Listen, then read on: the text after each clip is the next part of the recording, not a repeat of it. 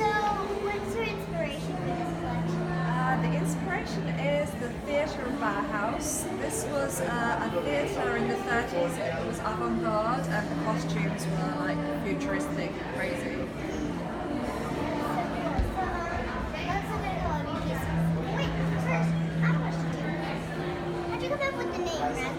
Oh, that's an interesting question. The entire collection, apart from actually the knitwear, is produced in Serbia.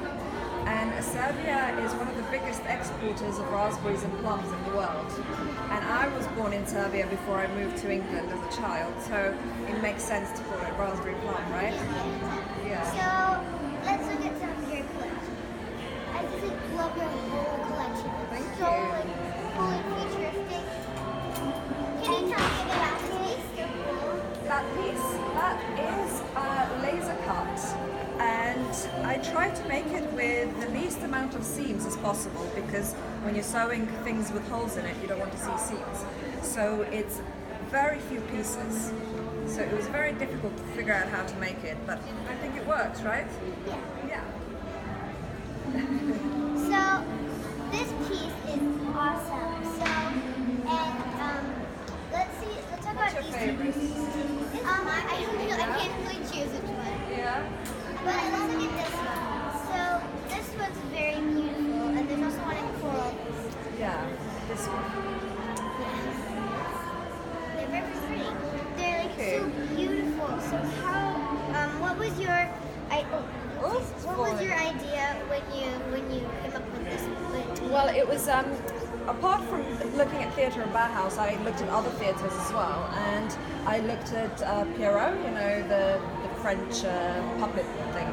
So I wanted the shapes of that. So that's where the frills come from and the large volume pieces. Okay.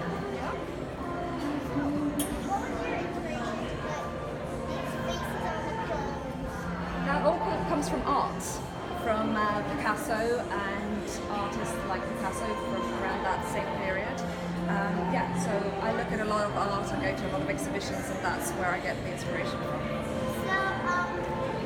So these clothes are like very beautiful, and they're so like unique, unique. So let's come over and look at this The other part. side? Where do they come from? Yeah, this is boys. A few pieces on the front are for girls. This is actually one of our most popular dresses. Oh, it's very We did a similar one last season, and it was really, really popular. So we did this one now. We've got a shirt as well in that version. Yeah, those go with that shirt. So what was the reason that you put the hearts with the arrows and the art? Well, I know the RP stands for Yeah, raspberry plum, So what exactly. was your idea for the hearts? Well, our girls like hearts, right? Yeah. It's as simple as that. Do you want me to sort that out? Okay, so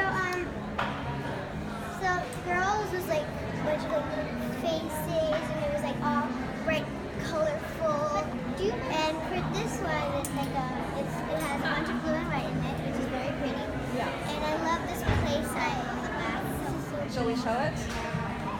Yeah. And it has a little peace sign coming out from the Peace, the yeah. pocket. Yeah. That's cute. Peace and love. So you've got peace and you've got hearts, right?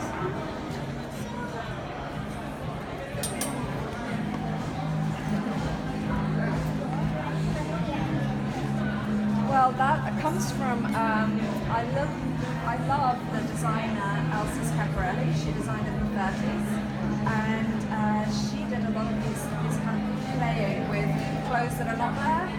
So yeah, so it comes from her really, because I love her So, so much. what is like, do you make your own fabric? Yeah, sometimes we make the fabric. A lot of the time we just buy the fabric and we do the prints. I used to be a print designer, so I do the prints, like things like this. Wow. Yeah, so that's digitally printed. And how I did that, it's collage. So I cut out card and then arranged it together. And actually, they make shapes and things. Like you can see a face here. Yeah. Yeah? That's a good way. Yeah. So I like abstract things that are not obvious. You look into it and then you find, oh, there's a face, there's an eye, there's lips, you know? Yeah. It's more fun like that, isn't it? So I've seen that you make. Wait, I have a question. So if we walk over here, you can see the pictures, and these pictures are really they connect with your Of course, the photos always connect with the photos. So from here we're getting a fun, plain look, or extraordinary.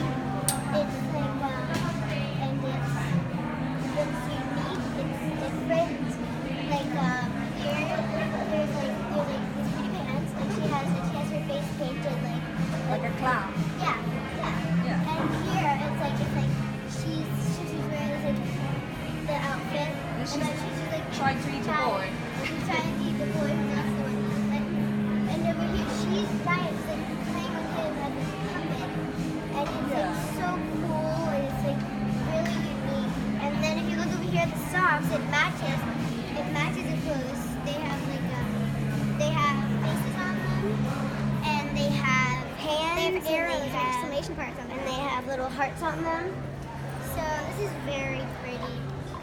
So I have a question about. So you have lots of girl clothes and some boy clothes, but do you try to make an equal amount of girl and boy clothes, or do you like making more girl? I make more girls' clothes because girls wear dresses and they wear skirts and they wear all sorts of things. Boys, they're more simple, so they wear trousers and shorts and then t-shirts and shirts.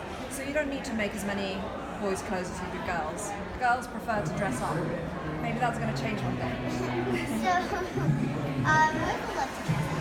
Yeah. Have you ever made a girl clothing, for instance, or a jacket kind of like this,